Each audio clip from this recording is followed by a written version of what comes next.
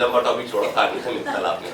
तो देखिए तानिया का ऐसा है कि जब चाय पराठे की बात तो कुछ थी नहीं, तानिया से एक्चुअली मैं थोड़ा सा अटैच हो गया था। आप लोग एक चीज को समझो, आपके लिए सिर्फ बिग बॉस एक शो है और क्या है आपके कभी एक्सपीरियंस करो अंदर जाके। जब आप उन लोगों के साथ रह रहे हो, इतना टाइम मैंने शायद अपनी फैमिली के साथ नहीं किया होगा कि 24 घंटे दिन और रात। जब मैं नहा के बाहर निकलता था और शॉर्ट्स में बैठता था तो लड़के बोलते थे सर तैयार हो जाओ, तो मैं उनसे पूछता था कहाँ जाना है। भाई हमारे यहाँ तो तैयार हुए तो बाहर निकल गए, यहाँ तैयार हो गए इन्हीं को दिखा रहा हूँ अपना चेहरा। तो मेरे तो समझ में जाना कहाँ है जो तुम इतना तैयार हो रहे हो, ठीक है। तो उस आदमी को जब मैं बुखार में आया, मेरे को फीवर हुआ 3rd वीक और 103 फीवर हुआ था। 103 मुझे याद नहीं मुझे 103 फीवर कब हुआ था। और वहां पर तानिया मेरे लिए खड़ी रही।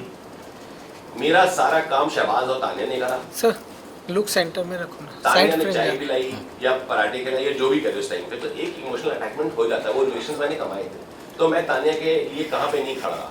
चाहे को निका जी उसको बोली करने आती तो मैं खड़ा था। जब घी वाला मैटर हुआ, घी किसने चुराया फलाना हुआ और मैं घूमता तो सब चुप के नहीं जीशान भाई आपका नहीं बोलो ना, मेरा है तो वहीं बजाता तुम्हारी सबकी।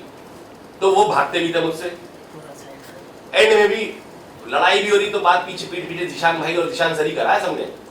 क्यों? तो इनको पता था कि मैं सबका खोलना चिट्ठा शुरू करूंगा और खोलता हूँ हमेशा, हर बार सामने खोला। तो हटते थे मुझसे, छिपते थे मुझसे। तानिया के लिए मैंने नेहल से भी जाके फाइनली बात करी जब तानिया और नीलम खड़ी थी कि सर ये लोग मुझे बहुत ज्यादा परेशान कर रहे हैं, टारगेट कर रहे हैं, चीजें ऐसे कर रहे हैं वैसे कर रहे हैं। तो मैंने बोला अभी खत्म कराता हूँ। मैं नेहल के पास गया, मैंने नेहल को बोला नेहल इस चीज को बंद करो। तो नेहल का सीधा एक था कि ठीक है किशान जी कोई बात नहीं, पर मुझे कैप्टन बनना है। मैंने ठीक है सपोर्ट करेंगे। और मैं क्या करता, एक बैंटर है मेरे उसके बीच का, वो ठीक है, मगर वो आप मुझे कई बार उसका रोना जेन्युइन भी लगा है।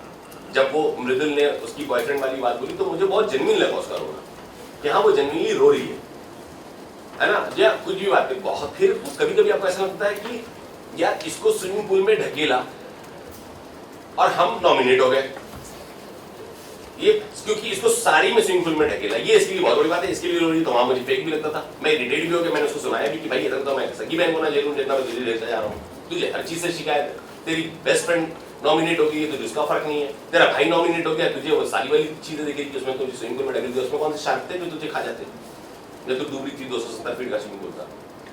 तो चीजें हैं, मैं जैसा हूं मैंने वैसे रिएक्ट किया यार।